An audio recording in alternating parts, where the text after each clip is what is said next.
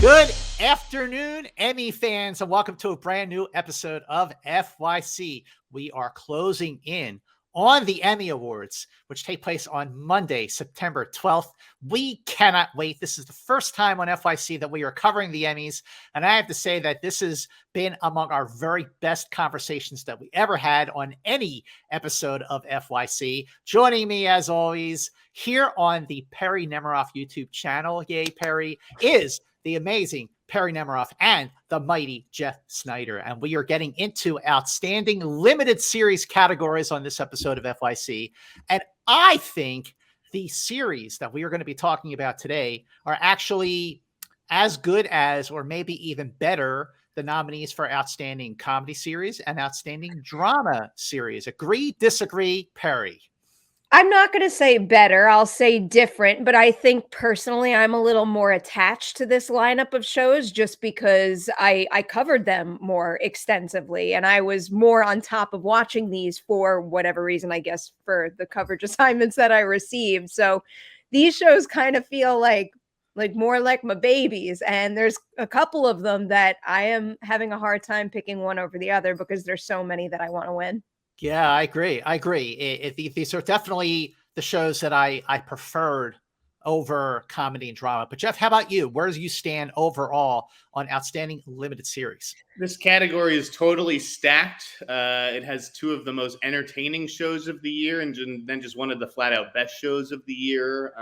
So yeah, I'm looking forward to getting into it with you guys. Oh boy. Okay. One other quick point. You know what's really curious about doing limited series versus comedy and drama is the fact that it felt a little easier to weigh them all against each other. They're very different types of comedies and very different types of dramas, but something about them being in the same genre made it easier for my brain to process weighing one versus the other. Whereas here, we've got shows that are doing very, very different things here. And I love award season. I love celebrating people's accomplishments, but sometimes it hurts my heart a little to compare two things that are just so different with such different goals and intentions.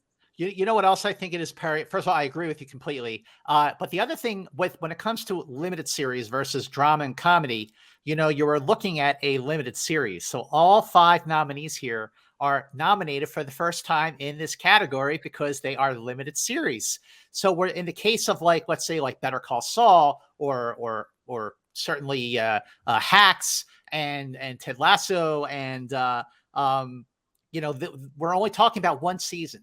So when we talk about comedy or drama, there might be some cases where we're looking at the entire series. I think that's definitely the case with Better Call Saul or Barry. Whereas here, we just got the one and only season to judge these shows on. I mean, Jeff, do you think there's anything to that? Yes. I mean, in the sense that we get some finality, right, with the projects. Yes. Do we know? There's one where we're not. Right, exactly. White Lotus has been renewed for season 2. So that's true. Kind of funky, but yeah. Okay, well, let's get right into it. Here are the nominees for Outstanding Limited Series. Dopesick with 14 Emmy nominations. The White Lotus, which led the way in this category with 20 nominations. The Dropout with 6 nominations. Inventing Anna with 3 nominations. And Pam and Tommy with a good 10 nominations. So I'm going to start with you, Perri. Out of these 5, which one do you think is just, it's an honor to be nominated? So I have 2, and I don't necessarily think that one is less likely than the other. I'm just immediately removing 2 of them. But so I don't take 2 out of the conversation for everyone else, I will first pick Inventing Anna. Okay, I agree with that. That would be the first sort of to go, for lack of a better term for me. What about you, Jeff? Yeah, Inventing Anna, I think, is the only one that has no shot. I'm so curious what your second one that you're just ready to write off is. Yeah, let's hear it, Perri. Okay, so the two that I'm writing off are Inventing Anna and Pam and Tommy. I think there is one in the middle that could wind up stealing the award from one of the frontrunners. But in my mind, there's 2 very clear frontrunners in this race right now. Okay, so with regards to Pam and Tommy, I loved the hell out of Pam and Tommy. I thought that was, I would say out of these 5, it was my second favorite of the 5 in terms of just being so entertaining. You know what I mean? Just entertaining. I mean, I loved White Lotus, but that was like pretty disturbing. And, I'll say what my number 1 is in a moment, but I just love the hell out of Pam and Tommy. But look at the other 3 that are stronger nominees here. I agree, Perry, that this would be the second one that I would sort of have to check off. What about you, Jeff? Yeah, I mean, I guess that's fair. I still think Pam and Tommy has a shot. I wouldn't write it off entirely, but I suppose I'd make it 4th. Yeah. Okay. So that leaves 3 nominees here. And Perry, you say you have 2 that it's really hard to choose on. Wait, don't say what they are yet. Okay. So we have three nominees in this category. We have Dopesick, The White Lotus, and The Dropout. I think these are equally strong for a variety of reasons, and it's really, really hard to choose. So before, Perry, I should go to you first. I'm actually going to go to the mighty Jeff Snyder and say, which of these 3 would you take out of the running and why, Jeff? It's tough for me having not seen all of Dopesick. I think 2 episodes of Dopesick, and they were good episodes, but it's a heavy show, man. And that's not what I was looking for at that time. God, it pains me to take Dopesick out, and it may very well be the front runner, but I don't know. Like, to me, it's Dropout and White Lotus. Okay, wait, Perry. Before you say anything, so I'm observing that Perry is shaking her head. She's either shaking her head, saying to herself, "No, Dopesick stays in the running," or "No, it's not that hard to take it out of the running." So, Perry, which is it? Don't take it out of the running. That to me, I mean, I guess I just have to kind of reveal the rest of my list at this point. The one that's on the cusp for me in terms of having a chance is The Dropout. And I have a feeling with The Dropout, a lot of the focus is going to shift to another category that it's nominated in, and that's where it's going to get its highest honors. Jeff, you have to, I understand that Dopesick is a really tough, heavy watch. That show is absolutely exceptional. And the fact that all of that really happened and is still happening in a sense to this day is just incredibly sickening and really just highlights how much we need a show like this to raise awareness for this absurd behavior that's allowed to happen in our world. It's incredibly upsetting, but it is an exceptionally well-made show, and we'll get into this, but it's also got some of the very best performances of the year. Did it feel familiar, though, to you? Like, no. We've seen this story before. You need... I mean, really, I thought that the first 2 episodes were great, but I would highly recommend getting further into it because I think the way that Danny Strong tackles this particular scenario from so many different angles, not only is it condemning what happened, but it's showing you how this could happen on a whole variety of scales, on the corporate level, then also on a deeply personal level with certain characters. I think it's doing a lot with this show, and a lot, maybe little parts of it we have seen shown on screen before, but there are corners that we haven't, and it's making this kind of scenario and experience more accessible than I'm ever, going to try I to think finish is the necessary. show, Perry, before we make our Do final predictions. Do it, Jeff. All right. So first of all, I got a couple things to say here. First of all, the Dropout, Dopesick is riveting. I started watching it and could not stop. I watched the whole thing in 2 days. And I kept going and going. I mean, I had to stop one day because it was like, 1:00 in the morning and I was exhausted. But it is absolutely riveting. It is absolutely timely and relevant still today.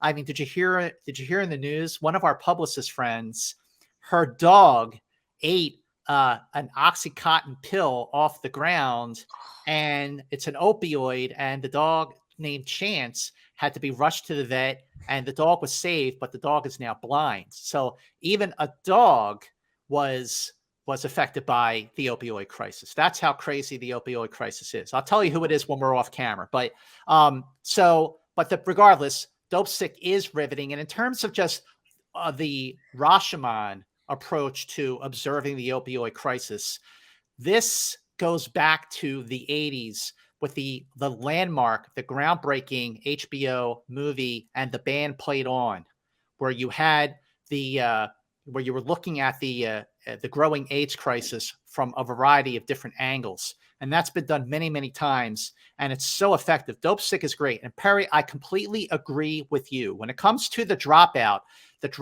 which was a series that I absolutely loved because it was almost like a thriller, a suspense thriller in some ways. But Perri, I agree with you 110% that the attention, the honor, the big honor will go to a person in another category that we're covering right here on FYC, and we will get to. And Perri is now shaking her head because she knows where I'm going with this. That's fair analysis. You know, I get what you're saying, where it seems like the performance is going to, be the draw. Okay. But in terms of this category, limited series, I'm going to take The Dropout out, and that leaves Dopesick and The White Lotus. So Perri, what are you going with here? This is really hard because this is kind of what I was talking about at the very beginning of this episode, where Dopesick and The White Lotus are both incredible shows. They're doing completely different things and they're tackling completely different topics. And, I imagine if I was picking between the two, I don't know. It's very difficult to do the math on something like that. Why one would be more deserving than the other. But in terms of making my prediction right now, I think both do have a really good chance. And this is not an easy decision to make. But I'm gonna say that Dopesick is most likely to win this award because I also think that White Lotus is going to wind up snatching up a couple of acting wins, and I think that Dopesick might take, the grand prize in a sense, and White Lotus might find its win love in other categories. See, I think that just like The Dropout will be honored in another category, I also think that Dopesick is going to. All right. Okay. All right. Okay. But Perri, look, I agree with you completely. Between the two, I think they are both equally strong, equally fantastic, equally deserving. And it is like almost like a Sophie's Choice situation, trying to predict which of these will win. Jeff, which do you think of these two, Dopesick or The Dropout? White Lotus. I wanted to be the deciding vote. What did you think, Mance? You skipped you. Okay. I will tell you what I think because that's what we do here on FYC, here on the Perri Nemiroff YouTube channel. My pick between these two is The White Lotus. And the reason for it is because while Dopesick is riveting, the procedural multi-angle aspect of it has been done before. But what Mike White, the writer, creator, executive producer, did with White Lotus was really a landmark. It was so complex. It was so disturbing and provocative. It had so much to say that at a time when what it said was so relevant about privilege. And these characters are so complex. And, what happened in the last episode of that show, of that limited series, was like, it was crazy. And I wish I could unsee what I saw, not because it was a bad moment, but just because it was a disturbing moment. But because of just the way The White Lotus made me feel so uncomfortable, it was so effective, and it stayed with me longer. That's why I'm going with White Lotus. And I agree that White Lotus will probably get a couple of acting wins, not in the categories we're covering here, but could and probably will, at least in one category, get a supporting win. But anyway, so that's why I'm going with White Lotus. So Jeff, well, then I get to be the deciding vote. Yes, you do. It's funny, coming into this episode, I might have said I think that The Dropout was going to actually win and snatch the victory. But I see you've laid out great arguments for the Dopesick versus White Lotus. I must now issue a ruling. And I believe Scott's line of thinking on the White Lotus. Oh, okay. I feel like with Dopesick, there's 3 Hulu nominees in this category. Dopesick, Dropout, Pam and Tommy. It's just tough to mount to really like choose a pony and back one campaign between those 3. I think if you're Hulu, so maybe mixed messaging from the streamer. I think White Lotus just did something totally unique that I hadn't seen before. I think people want to hear from Mike White. I think that show landed at the right time. Yep. And I think, I just think Dopesick is some tough material, and a lot of people either avoided it or felt like they'd maybe seen it before. Not Now, that it isn't. having said all that, Jeff and Perry, again, I just want to reiterate that both shows I think are equally strong. Let's say Dopesick does win. I will be thrilled. I will be like, what is it? What does that show deserve to win? I will have no problem with that whatsoever. But Perry, are you thinking, do you have any other thoughts? Are you sticking with Dopesick? Just I feel like I'm spoiling some upcoming conversations we're gonna have, but it's kind All of right. like fueling my thought process on this a little, which is why I think the scale is going to tip in Dopesick's favor in this particular category. But I do think that the strongest parts of the White Lotus campaign have been very actor focused, and I do think it's going to take both supporting acting awards, and I think that that's where the attention is going to go. And I think that just means that Dopesick is going to wind up being the favorite in this category. You're not wrong. If that happens, like I said, I'll be like, well, absolutely. And Perry, you made the right choice, but I'm still sticking with the White Lotus. Fair enough. And again, this is not an easy decision. This is not White Lotus is not way out in front runner. It is neck and neck. It is a horse race. It's a photo finish type of situation. But for the purposes of this conversation, I think we have to go with the White Lotus because it's 2 out of 3. And again, like I've been saying on every episode of FYC, our final picks, our final predictions before the Emmys could indeed change. And I'm sure in some cases they will. Regardless, the winner here that we are predicting right now today for Outstanding Limited Series is the White Lotus. Let us move on now, shall we, to Outstanding Actor in a Limited Series, where the nominees are Colin Firth for The Staircase, Michael Keaton for Dopesick, Himesh Patel, I always think of you, Perry, Station 11, Andrew Garfield for Under the Banner of Heaven, Sebastian Stan for Pam and Tommy, and Oscar Isaac for Scenes from a Marriage. I'm going to throw to you, Jeff. Which of these 6 Emmy nominees would you say would have the slimmest chance of actually winning? Got to go Oscar Isaac, Scenes from a Marriage. Again, don't know who finished that show. Don't know who was talking about Oscar Isaac this year outside of Moon Knight. Don't know. Perry, you agree with that assessment on Oscar Isaac being like the least likely to pull it off here? I'll preface this comment by saying this category is over. There is one and only winner. I don't think he's losing this award, but yes, I will get behind what Jeff said, and I will cross Oscar Isaac off the list first. Okay, so 2 things. First, to point out that this is Oscar Isaac's first Emmy nomination. Oscar Isaac is an insanely talented actor who is good in absolutely every single thing he does. And what is absolutely shocking to me is that while this is his first Emmy nomination, he has not yet been nominated for an Academy Award. Now, I know we're not into our Oscar season yet, but we will be in a matter of just a few weeks. How does Oscar Isaac not have an Oscar nomination? I mean, his name's Oscar for Inside Llewyn Davis or The Most Violent Year. I mean, he's just a phenomenal actor. But anyway, but I agree with both of you that out of these 6, rather, that Oscar Isaac happened to be nominated. And the fact that he was nominated and Jessica Chastain, who should have been nominated, wasn't, maybe that also adds to his slimmer chances. But let's move on. Perry, who do you think is next to go? I might go with Colin Firth next. I feel like there's no point in picking next. It's just like I'm looking at this list and I don't know. Like, I don't really know why one of these people would be less likely than the other. Spit it out then, Perry. Should I? Yeah. No, don't. Here's why you shouldn't spit it out. Because, Perry, I understand why you're saying there's one and only real front runner here, but I think there are two front runners here, and I'll say what they are in a moment.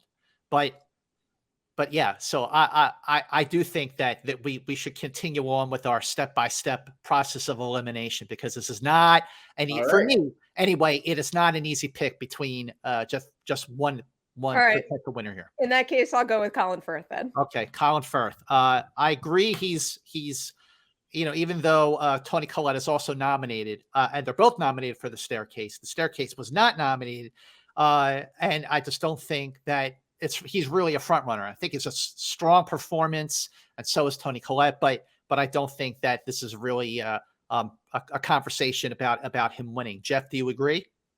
Garfield would be my next after that, after Oscar Isaac, but then Firth, just because I think that more people watch The Staircase than Under the Banner of Heaven, and I think he's doing something a little bit different, whereas Garfield, as good as he is in Under the Banner of Heaven, is kind of just, being Andrew Garfield. Yeah, I think Andrew Garfield Under the Banner of Heaven is very, very strong, but I think he was certainly gave a more dynamic performance in a film like Tick, Tick, Boom. But in terms of like having to eliminate who we think really won't win here, I agree that Andrew Garfield, Colin Firth. All right, so that eliminates 3 people here. Who's next on your list, Perri? And vote with your head, not your heart. I know it's hard. I'll just say Himesh Patel. I know it's like ripping off a Band-Aid. I really would love okay, I was about to say I would love a scenario where he is a surprise win, but I do think the person that is the clear front runner is very deserving, and I'd be sad if he lost it because I think he does deserve it. But I'm really happy to see Station 11 get a little bit of love at the Emmys, and I think it deserved way more than it got. But I think Himesh Patel is just fantastic in that show. So if he winds up being a surprise winner, I'll be a little sad for the other person, but I also won't be mad about it. Well, Himesh Patel, this is his first Emmy nomination. And as far as Andrew Garfield and Colin Firth, so Andrew Garfield, this is his first Emmy nomination, and he has 2 Oscar nominations for Hacksaw Ridge and Tick, Tick, Boom. Colin Firth, this is his second Emmy nomination, his first in this category. He is a previous Emmy nominee for Outstanding Actor in a Miniseries for 2001's Conspiracy. And of course, Colin Firth is an Oscar winner for 2010's The King's Speech for Best Actor. I remember I saw that at TIFF. But anyway, so, okay. Then we have 2 left. And unlike Perri, I don't think this is a slam dunk. So that is why, before Perri, I go to you, I'm going to go to Jeff between Michael Keaton for Dopesick and Sebastian Stan for Pam and Tommy. Who do you think will win this category? I will give you the answer, but really quickly, I want to say that of all these performances and shows, yes, I think that Station 11 has the most rabid fan base. Well, look at our esteemed colleague here. She is rabid about it. I like hearing that. Foods, Dopesick, or Pam and Tommy have people who love the show like the people who love Station 11. That said, and as much as I thought Sebastian Stan was incredible in Pam and Tommy, I mean, Lily James obviously got a lot of love, but to me, Sebastian Stan was really like the heart and soul of that show. He was great, but I do think it's going to be very tough to defeat Michael Keaton for Dopesick. Part of it is just his veteran actor status and him doing TV for the first time. Again, didn't finish the show. What I saw from him as the doctor prescribing these drugs and feeling the pain, feeling the guilt, I thought he was very good. But yeah, I sure wish Sebastian Stan would take this. Jeff, I can't wait to hear what you think of Michael Keaton's performance after you watch the whole thing. And also he has a very personal connection to the material too. And I think that is kind of just, fueling the support for him to win this award. Okay, so Perri, what is that personal connection? Because I don't think a lot of people know what it is. Oh my, I don't want to like missay anything. So I don't have, all the details here. So I don't want to say the wrong thing. Okay, gotcha. Okay, but there is a personal connection. I agree with you. I don't know specifically how it all lays out, so I don't want to like get that wrong either, but definitely you should look it up on Google or whatever. Volunteering, is that what I heard or no? Oh, look it up. It's definitely out there. He has a family. I just want to make sure I get the right family member. He is a family member that was I think killed via the opioid crisis, and I just want to make sure I get the right thing before I say anything. Okay, so while Perri, he's been volunteering like at like a treatment facility or something like that. I thought I'd heard something about that. All right. But while we're looking that up, what I have to say about this category is I completely agree. Michael Keaton, in the first couple of episodes, because this is a procedural, because this is almost like an ensemble, Michael Keaton's performance doesn't kick in until later in the series. And when it does, it packs a very, very powerful punch. And out of a fantastic ensemble of actors, he does stand out. He also produced the show. He's nominated as a producer. He's also an Oscar nominee, of course, for 2014's Birdman. But no buts, actually. I mean, I think Michael Keaton's going to get it. But at the same time, just to play devil's advocate here, Sebastian Stan in Pam and Tommy is hilarious. He is so, not even hilarious. He's hilarious at times, but he's also just really strong dramatically. It is a very showy performance. It's a much showier performance than Michael Keaton in Dopesick. So does the Emmy vote for the showier role, especially, Tommy Lee? It's everyone knows who he is. Let's face it. Even without the sex tape, everyone knows who he is because of Motley Crue and his, marriage to Pam Anderson. But Michael Keaton, if I had to pick, I'm not even holding a gun to my head. I mean, I think Michael Keaton is the front runner here to win Outstanding Actor in a limited series. But do not be surprised if there is an upset here, and that upset comes in the form of tattoo-covered Tommy Lee, played by Sebastian Stan. It was a very entertaining limited series. He was outrageous and wasn't. But it's like I feel like we're actually like doing him a disservice. It wasn't just that it was entertaining. Like I felt like this was an incredible epic love story, and you really did love Pam, and I think that really came through. So I don't just want to dismiss it as like this sex tape. What a fun, entertaining time. Right? No, I agree with you. Touched up real emotions. I agree with you. When I started watching Pam and Tommy, I sort of instinctively imagined this sort of like, maybe this is just going to like make fun of them. But, then I realized like who's playing Pam and Tommy, and I'm like, there's no way they're going to do that. But I was absolutely struck by the empathy that I felt for both of these characters, especially Pam. We'll get into that in a moment. Perri, Jeff, did you find anything? Yeah, it was his nephew, and I highly recommend everyone out there look up his SAG win speech and listen to that. But just to give a little the background here, I'm just reading a paragraph from a Deadline article on his win at the SAG Awards. His nephew Michael died in 2016 following a battle with addiction. Michael Keaton had previously said that losing his nephew influenced his decision to do Dopesick. So I really do think Sebastian Stan is excellent in Pam and Tommy also, but when I think of the impression that a show like Dopesick made on me and can make on the world, and also when you see the journey that his character goes on in the entirety of the show, I feel like there's no looking any other way. Michael Keaton deserves this award, and he will win this award.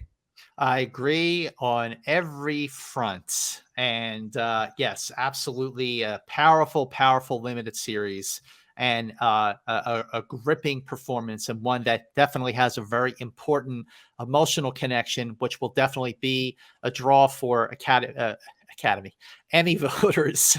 Just slipping the tongue, Emmy, Oscar. But so yes, we are picking for Outstanding Actor in a limited series, Michael Keaton for Dopesick. That is unanimous. That brings us to Outstanding Actress in a limited series, where the nominees are Amanda Seyfried for The Dropout, Sarah Paulson for Impeachment: American Crime Story, Lily James for Pam and Tommy, Margaret Qualley for Maid, Toni Collette for The Staircase, Julia Garner for Inventing Anna. Going to throw this one back to Perri. Who do you think is the first to not actually win here, Perri? Mance, you're not going to like me, but again, I think this is a runaway clear favorite. But to play the game here, I think as much as it hurts me to say she is the first to go, the first I will cross off my list is Sarah Paulson.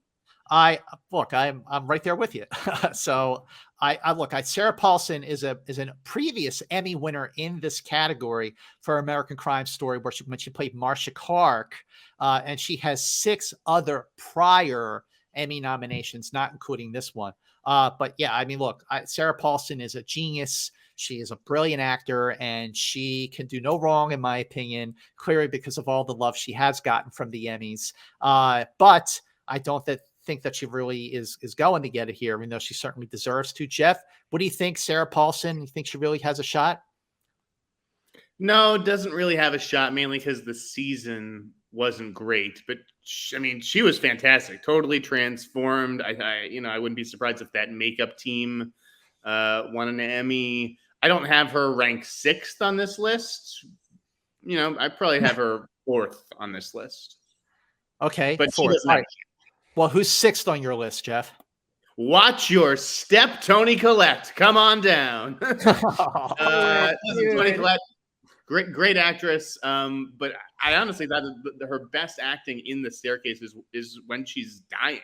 Like her death scene, I was like, oh my God, like because it's kind of ridiculous. You're kind of just like freaking out on the stairs, and there's like an ow. I won't spoil too much, but listen, she was good, but this is not an Emmy-winning performance.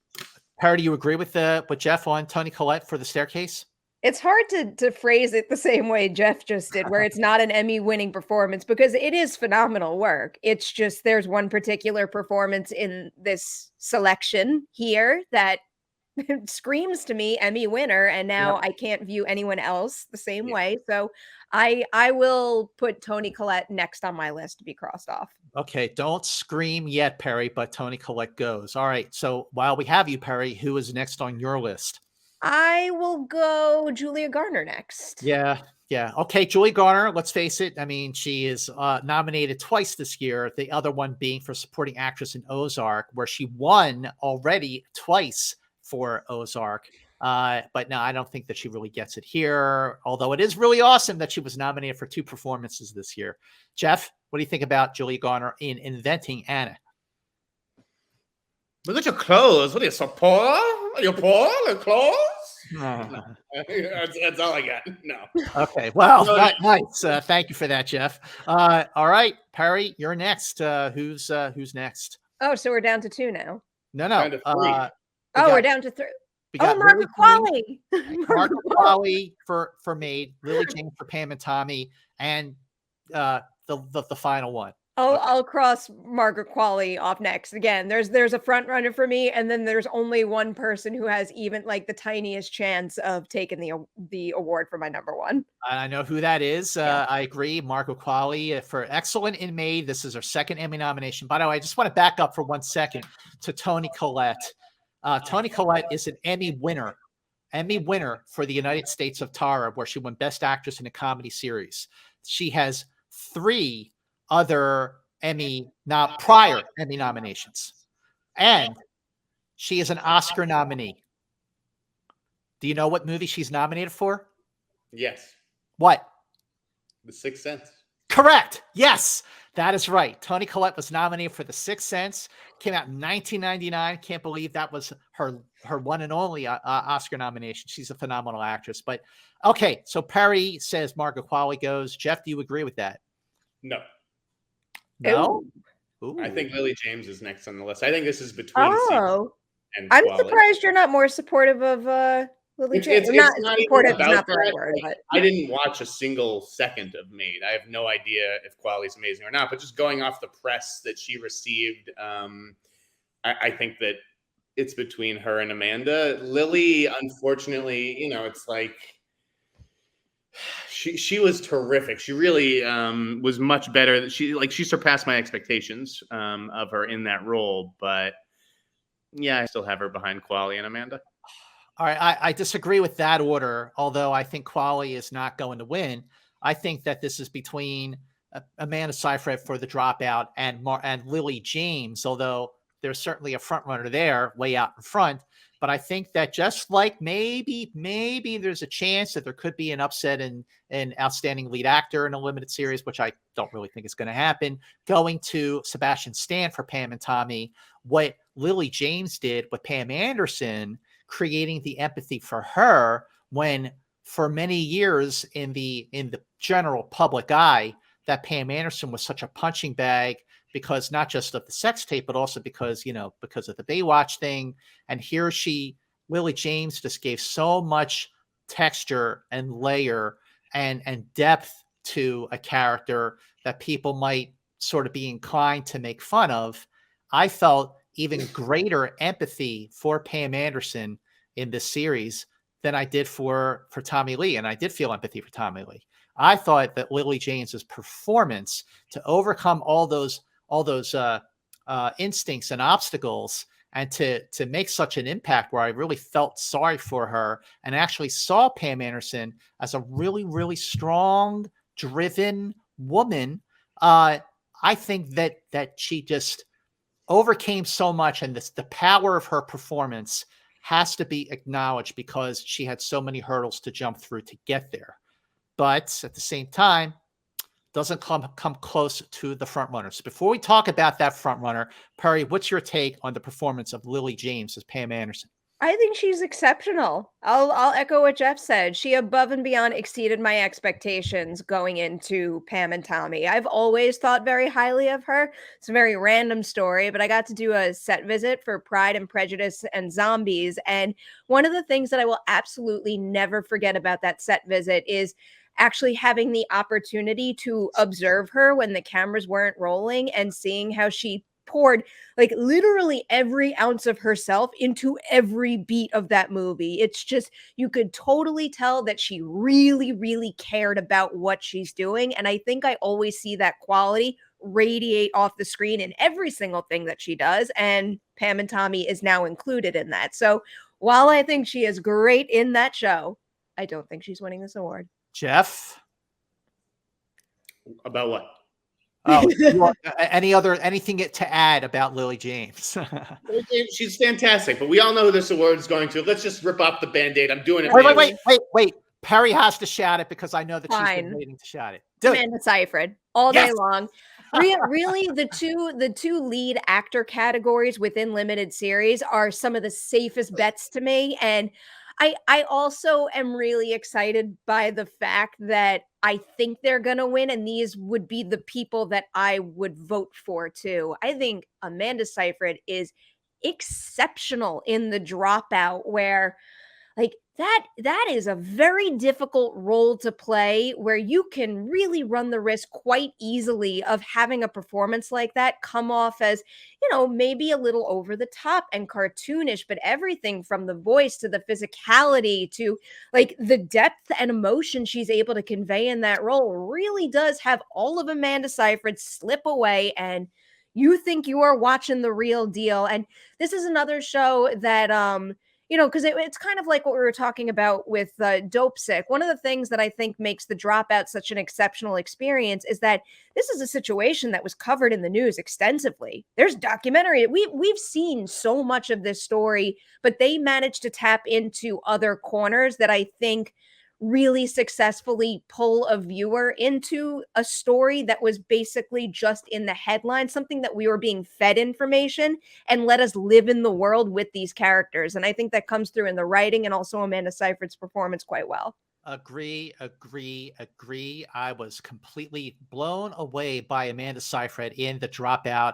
It is a performance for the books, a performance for the ages, the performance of a lifetime. Really, really floored. And by the time you even get to the end of that series, in some ways, the character of Elizabeth Holmes, her performance really does kind of like leave you hanging. Like, does she have any remorse about any of this? I mean, it's really staggering how powerful and how amazing and how she just topped everything she has ever done. And I say that's a bold statement because I think Amanda Seyfried is an amazing actor. I've always been a fan of hers in big films, small films, and certainly in The Dropout. Jeff, what is your take? Do you agree with our assessment of Amanda Seyfried in The Dropout? I think it's the performance of the year. Boom! Mic drop. And not only that, but it totally made me look at Amanda Seyfried in a different way, because I did not have the same opinion. I thought that she really had made some of the worst choices of any actress in Hollywood. And a lot of that is maybe just the opportunities that are available to her. She had an incredible streak of just turkeys and stinkers. Then she got, Mank in the Oscar nomination, which I didn't really see. Yeah, I mean, it was good to impress me, but I was like, Oscar nomination for this? And then she put it all together in The Dropout. And it is an incredible incredible performance that I really just did not think that she was even capable of. The way that she modifies her voice, her body language, everything. She is definitely going to win the Emmy, and I can't wait to hear her speech. It's so funny. When you said performance of a lifetime, the performance of the year, I got the chills. That should be on the DVD cover. Performance of the year, Jeff Snyder, FYC. Agree on all counts. So I think we have a winner here, right, Perri? Say it, because I know you've been like waiting for the last 40 minutes and 26 seconds. Amanda Seyfried will win this award for her performance in The Dropout. That's right. She will, for Outstanding Actress in a Limited Series. Outstanding Actor will go to Michael Keaton, and Outstanding Series itself will go, probably, not definitely, right now, for the purposes of this show that we're recording today, we're saying it's White Lotus. But again, our predictions could change. In some cases, for the other categories, they will. And that leaves one more show that we're going to do before we do our final predictions.